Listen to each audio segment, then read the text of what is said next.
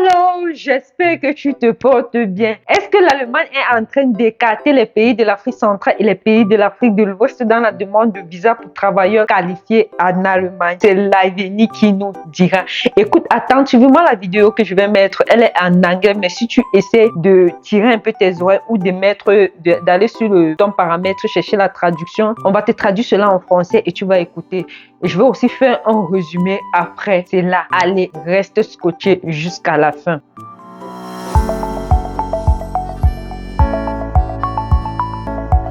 Ruto closed ranks with opposition leader Raila Odinga in Berlin to ink two important labor deals, which opened the way for unemployed but skilled young Kenyans to work for German companies. And as Samira Mohammed reports, the president has defended the jobs plan, saying the Kenyan government will firmly protect Kenyans employed in Germany. Take a look. On Friday, Kenya and Germany signed a labor mobility partnership agreement, opening doors to 250,000 skilled and semi-skilled Kenyan workers in controlled and targeted labor migration deal. Pour ceux qui ont vu la vidéo, vous avez bien entendu les chiffres. Ils ont signé un contrat vendredi dernier avec le Kenya. Ils demandent 250 000 Kenyans. Bref, ils vont donner le visa à 250 000 personnes au Kenya pour qu'ils puissent venir en Allemagne. À ce moment donné, ils ont assoupli les lois pour la demande de visa de ce côté. Pour les gens dont la famille ont de l'argent qui peuvent envoyer leurs enfants au Kenya faire la demande de visa, ça c'est une bonne nouvelle. L'enfant fait le cours de langue dans le pays d'origine, ensuite il part tout simplement au Kenya, passer son certificat et demander son visa. Mais pour les personnes qui n'ont pas assez d'argent pour utiliser ce genre de stratégie, ça devient un problème.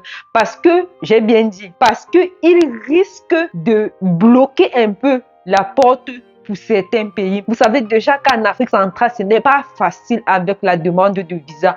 En Afrique de l'Ouest, c'était encore passable. Mais est-ce qu'à cause de ce contrat-là, ils vont aller dans certains pays en Afrique centrale ou en Afrique de l'Ouest pour visser un certain nombre de choses? On va mettre là un point d'interrogation. En tout cas, ce que l'Allemagne est en train de faire dans les pays de l'Afrique de l'Est ces derniers temps nous laisse croire que l'horizon 2025 ou 2026 serait un peu difficile pour ceux qui vont demander le visa. J'ai dit, nous laisse croire. J'ai pas dit ça serait difficile. Il y a aussi un souci. Actuellement en Europe, vous êtes sans ignorer qu'il y a un tapage ou une polémique sur l'immigration, surtout en Allemagne, depuis qu'on a enregistré un certain nombre de meurtres à l'arme blanche ici. Donc l'Allemagne est en train d'endurcir un peu sa politique sur l'immigration. Ils ont notamment voté des lois sur le contrôle des frontières terrestres. Certains pays se plaignent, certains pays se réjouissent. Pourquoi est-ce que certains pays se plaignent? Parce qu'ils disent que si l'Allemagne ne veut plus accueillir des réfugiés, comme par exemple les réfugiés de la Syrie,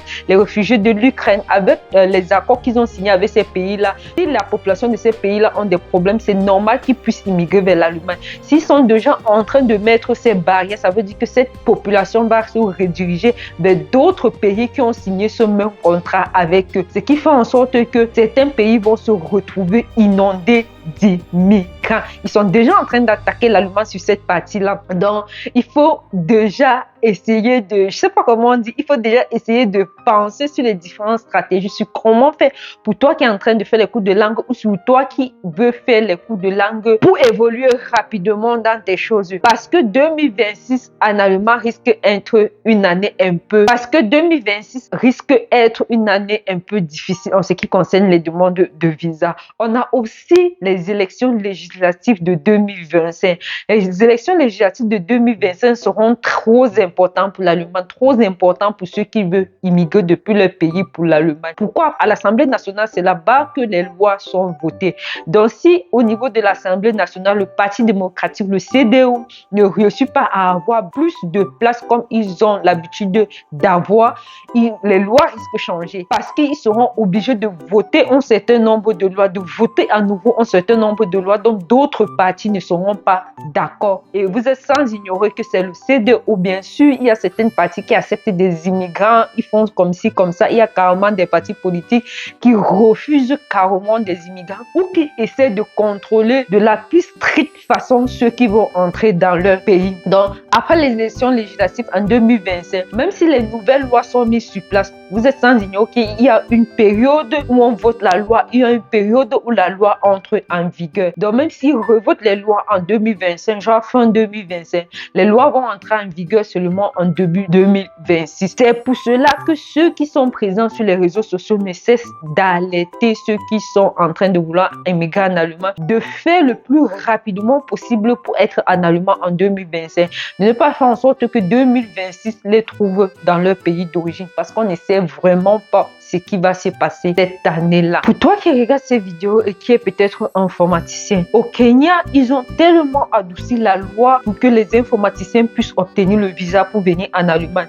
Que tu sois un informaticien qui a une licence, un master, fait juste 2 années à l'université, si tu as tout simplement une attestation dans le domaine de l'informatique, même de 2 ans, de 3 ans, avec un peu d'effort, je t'assure, va regarder les lois là, avec un peu d'effort tout simplement, tu peux obtenir ton visa pour l'Allemagne. En fait, les lois qu'ils ont mis sur place pour pouvoir assouplir la demande des visas des Kenyans est franchement, je ne veux pas dire ridicule, mais c'est comme une poule aux yeux d'or. Actuellement, si tu es au Kenya et que tu veux venir en Allemagne, à partir par exemple de l'entrée en vigueur de cette loi, parce que pour l'instant, ce sont juste des contrats qui ont été signés, peut-être ils vont prendre le temps pour changer les choses au niveau de l'ambassade. Donc, on va dire peut-être en début 2025 ou d'ici 3 mois, lorsque les lois vont être mises en vigueur, demande ton visa. Je dis bien, demande ton visa, va visiter le site de l'ambassade, lis ce qu'on te demande, essaie de te battre pour pouvoir obtenir ce document-là et demande ton visa.